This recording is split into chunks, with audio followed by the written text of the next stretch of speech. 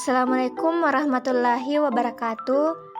Saya Andi Nur Putri dengan NIM 10531110460, mahasiswa jurusan Teknologi Pendidikan di Universitas Muhammadiyah Makassar. Pada video pembelajaran kali ini, saya akan membahas mengenai sistem pencernaan pada manusia, yang merupakan mata pelajaran biologi di tingkat kelas 11 menengah ke atas. Di sini saya pilih media pembelajaran audiovisual atau video pembelajaran karena menurut saya video pembelajaran lebih mudah dipahami, dan dengan adanya video pembelajaran ini kita dapat mengetahui bagaimana proses pencernaan pada manusia, sehingga kita dapat berusaha menjaga kesehatan pada organ pencernaan serta dapat mencegah gangguan ataupun penyakit yang mungkin timbul pada organ-organ pencernaan kita. Jadi saya membuat video pembelajaran ini untuk memenuhi salah satu tugas dari mata kuliah Pengelolaan Pusat Sumber Belajar yang diampu oleh Ibu Sadriana Ayu SPD MPhil. Langsung saja di sini saya akan membahas beberapa materi mengenai sistem pencernaan pada manusia. Yang pertama yaitu organ-organ pencernaan pada manusia. Ada beberapa organ pencernaan pada manusia. Yang pertama, rongga mulut. Terdapat beberapa organ yang ada di dalam rongga mulut. Di antaranya yang berperan dalam proses pencernaan adalah gigi, lidah, dan kelenjar ludah.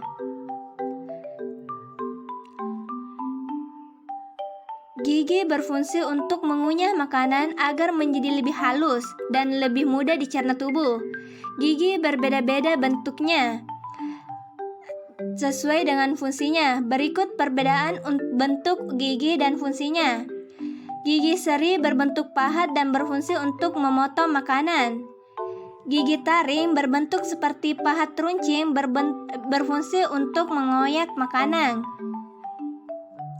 Gigi geraham permukaannya datar berlekuk, berfungsi untuk menghaluskan makanan. Organ selanjutnya yang ada di dalam rongga mulut adalah lidah. Lidah berfungsi untuk mendorong makanan masuk ke dalam esofagus untuk dicerna lebih lanjut. Selain itu, lidah merupakan indera pengecap yang bisa merasakan rasa manis, asin, pahit, dan asam. Organ ketiga di rongga mulut adalah kelenjar ludah. Kelenjar ludah yang berfungsi untuk memproduksi saliva. Saliva atau ludah penting untuk membasahi makanan agar mudah ditelan dan mengandung enzim yang membantu proses pencernaan awal. Organ selanjutnya yaitu esofagus. Yang terjadi di kerongkongan adalah gerakan peristaltik, yaitu gerakan mendorong makanan dari mulut menuju ke lambung. Esofagus disebut juga dengan kerongkongan. Ini merupakan saluran penghubung antara rongga mulut dengan lambung. Pada saluran ini tidak terjadi proses pencernaan. Ini adalah esofagus bagian atas, takik buritan, bantal kerongkongan, dan ini adalah asigos, paru-paru bagian bawah, diafragma.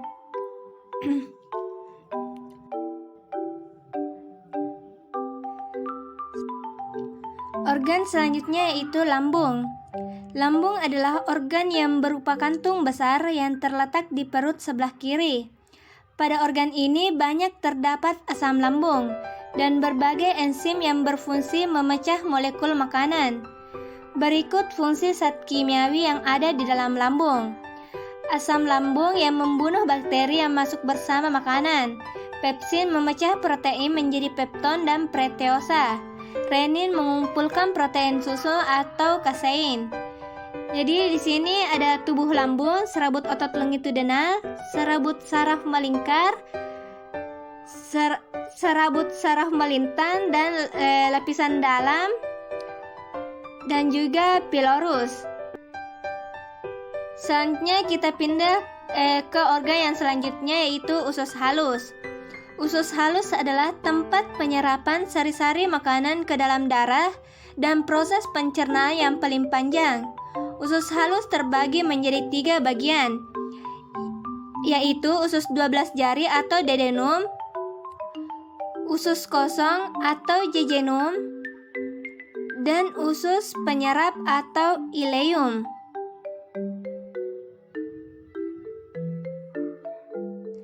Selanjutnya kita pindah ke organ yang berikutnya, yaitu usus besar. Makanan yang tidak bisa diserap di usus halus akan masuk ke dalam usus besar, menjadi feses. Di dalam usus besar terdapat bakteri Escherichia coli. Bakteri ini membantu proses pembusukan sisa makanan menjadi feses. Selain itu, di usus besar juga terjadi penyerapan kembali sisa air yang masih terdapat di dalam makanan. Makanan akan tiba di usus besar setelah 4-5 jam setelah makan. Namun sisa makanan bisa disimpan hingga 24 jam. Organ selanjutnya yaitu anus. Feses yang sudah terkumpul di usus besar akan masuk ke dalam rektum. Apabila rektum telah penuh, ini akan memicu otot sphincter untuk melakukan pembuangan feses melalui anus. Materi selanjutnya yaitu zat-zat makanan. Terdapat beberapa zat yang ada dalam makanan. Yang pertama yaitu karbohidrat.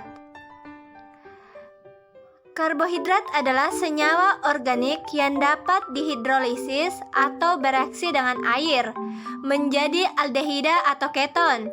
Karbohidrat berfungsi sebagai sumber energi untuk tubuh, mengatur metabolisme lemak dalam tubuh, dan memberi rasa manis. Karbohidrat memiliki rumus umum CnH2ON.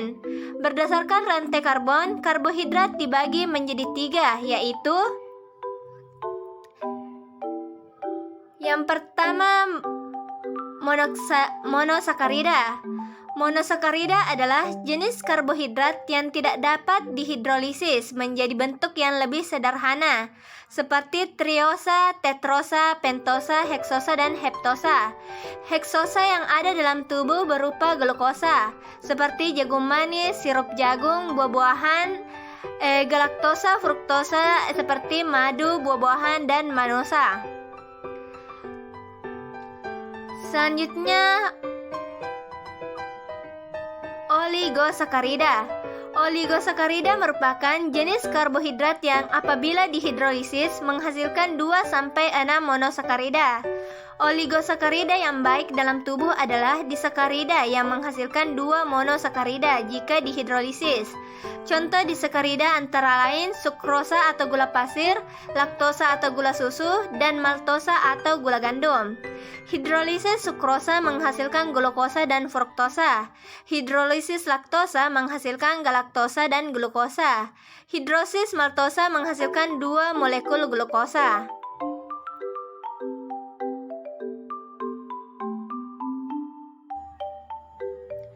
Selanjutnya yaitu polisakarida, seperti singkong, ubi jalar, dan kentang. Polisakarida merupakan jenis karbohidrat yang apabila dihidrolisis menghasilkan lebih dari 6 monosakarida. Contoh polisakarida dalam kehidupan sehari-hari yaitu amilun atau pati, glikogen atau gula otot, selulosa atau tidak dapat dicerna oleh alat pencernaan mamalia kecuali hewan ruminansia, biji-bijian, kacang-kacangan, tanaman akar, dan tanaman kubis. Zat-zat makanan yang selanjutnya yaitu protein. Berasal dari bahasa Yunani yaitu proteos, artinya yang utama. Protein merupakan bagian terbesar dalam tubuh setelah air. Protein terdiri dari unsur-unsur C, H, O, N, dan terkadang terdapat unsur P dan S. Protein berfungsi untuk pertumbuhan, perkembangan, dan mengganti sel-sel tubuh yang rusak. Protein sebagian besar tersusun oleh sejumlah asam amino sebagai bahan dasar. Berdasarkan asalnya, protein dibedakan menjadi 2, yaitu yang pertama, protein nabati. Protein adalah jenis protein yang bersumber pada tumbuh-tumbuhan, contoh kacang-kacangan dan kedelai.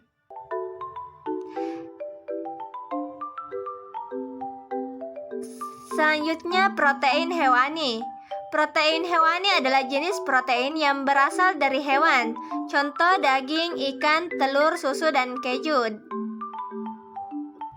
Zat-zat makanan yang selanjutnya yaitu lemak.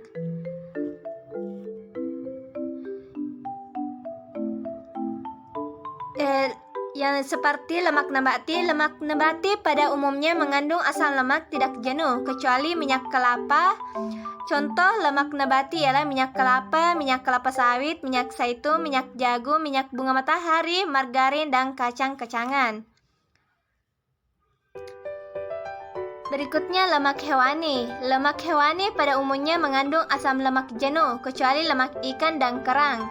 Contoh lemak hewani yaitu susu, keju, mentega, daging, kuning telur, dan ikan.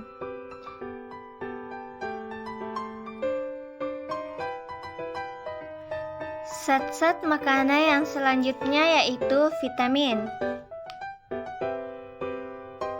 Secara umum, vitamin berfungsi sebagai pelindung dan pengatur kerja alat-alat tubuh. Pada umumnya, vitamin tidak dapat dibuat di dalam tubuh. Vitamin harus diperoleh dari makanan. Berikut beberapa vitamin yang ada dalam makanan. Yang pertama, vitamin A, berfungsi meningkatkan daya tahan tubuh dan menjaga kesehatan mata. Contohnya hati ayam, wortel, tomat, dan masih banyak lagi.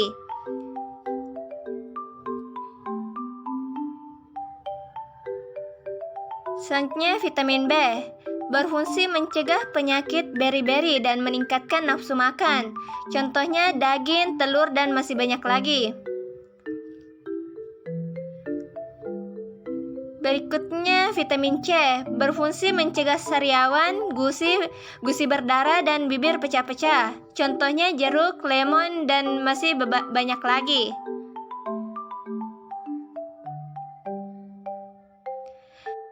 Selanjutnya, vitamin D berfungsi mencegah penyakit rakitis dan osteoporosis, membentuk tulang dan gigi. Contohnya kuning telur, susu, salmon, dan masih banyak lagi.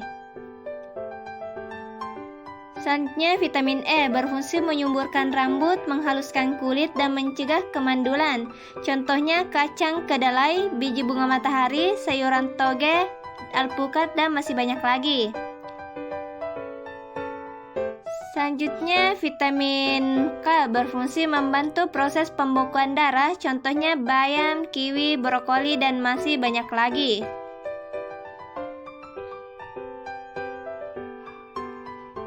Vitamin dikelompokkan menjadi dua, yaitu vitamin yang larut dalam air seperti vitamin B dan C, dan vitamin yang larut dalam lemak seperti vitamin A, D, E, dan K. Khusus untuk vitamin D dapat terbentuk ketika kulit kita terkena sinar matahari, karena di dalam tubuh terdapat provitamin D. Zat-zat makanan selanjutnya yaitu mineral. Mineral dalam tubuh hadir dalam bentuk garam mineral. Garam mineral berfungsi untuk menjaga asam basa pada tubuh yang membantu dalam proses pembangunan sel, membantu reaksi kimia tubuh, mengangkut oksigen ke seluruh, dan membentuk dan memelihara tulang.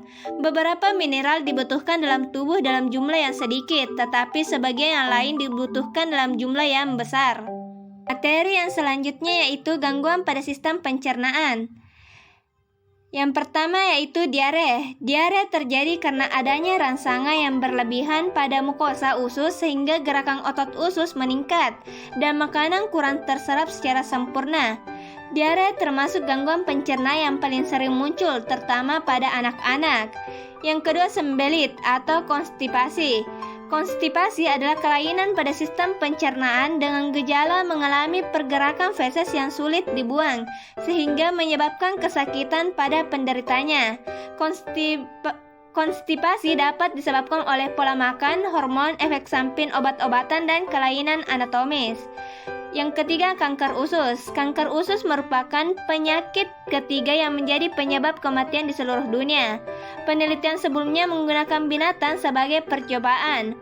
Kandungan kalsium yang banyak terdapat pada susu mampu melindungi usus dari serangan kanker. Studi pada manusia juga menunjukkan keseluruhan jumlah kalsium yang dikonsumsi sangat positif dalam mengurangi tingkat dari risiko kanker usus. Selanjutnya, gastritis. Gastritis merupakan gangguan sistem pencernaan akibat lapisan mukosa lambung mengalami peradangan atau iritasi. Peradangan dinding lambung ini dapat disebabkan oleh makanan yang kotor atau produksi asam lambung yang berlebihan. Selanjutnya, apendisitis. Apendisitis merupakan gangguan sistem pencernaan yang disebabkan oleh peradangan pada umbai cacing. Peradangan dapat disebabkan oleh infeksi bakteri sehingga umbai cacing bernanah.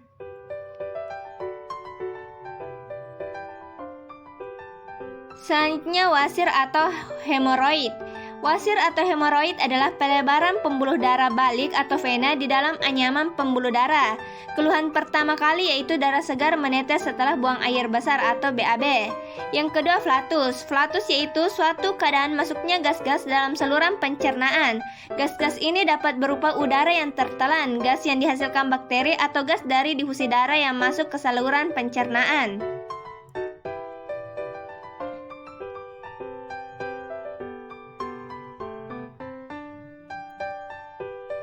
Selanjutnya, cara merawat sistem pencernaan. Ada beberapa cara merawat sistem pencernaan. Yang pertama, menggosok gigi secara rutin 2 kali sehari pada saat sebelum tidur dan setelah sarapan. Yang kedua, tidak mengonsumsi makanan terlalu panas, dingin, masam, asin, pedas, manis, dan keras. Yang ketiga, minum air putih setelah bangun tidur. Yang keempat, makan sambil duduk dan tidak terburu-buru. Yang kelima, mengunyah makanan sebelum ditelan 40 kali untuk jenis makanan padat dan 15 kali untuk makanan lunak. Yang keenam, melakukan senam rutin untuk menguatkan otot-otot perut. Yang ketujuh, detoksifikasi secara rutin untuk membuang racun-racun dalam tubuh.